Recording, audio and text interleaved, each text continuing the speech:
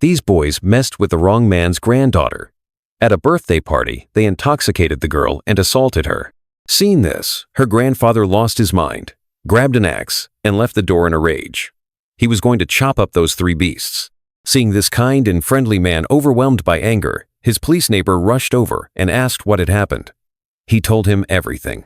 His neighbor told him to calm down and leave it to the police to deal with the matter. However, one of the boys' fathers was the police chief. Because of this, they didn't face any charges. The man saw his granddaughter crying all day long and not wanting to go out. He tried his best to bring justice for his granddaughter, but the chief prosecutor laughed at him and closed the file with disdain. Since justice and righteousness could not help him, he relied on himself to make them pay.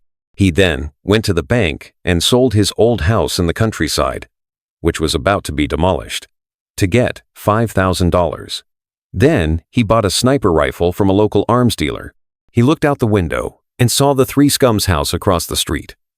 He stared at it for a long time. With years of shooting experience, he immediately realized that this was the best place to shoot. He found the right spot and pointed the gun at the three men. He set up his sniper rifle and aimed at the three scum in the building across the street. But he didn't want to kill them directly. He wanted them to live unhappily. The boy in the middle was holding the champagne between his legs. The moment he pulled out the cork, he pulled the trigger. The ambulance arrived soon after. The police chief immediately came to the scene to investigate. After he found the bullet hole, he felt something was wrong.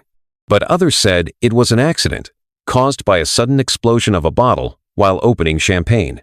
The commissioner saw that his son was not injured, so he did not pursue the matter further. Soon they met again at the apartment. Like last time, he went upstairs when no one was looking and waited patiently for his chance. When one of them appeared, he raised his gun and aimed at the car's gas tank.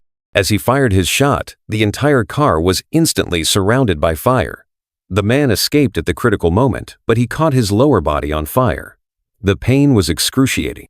Thinking his son had been retaliated against, the chief rushed back to the house. He knocked frantically on the door, but there was no movement. So he pulled out his gun and tried to unlock the door.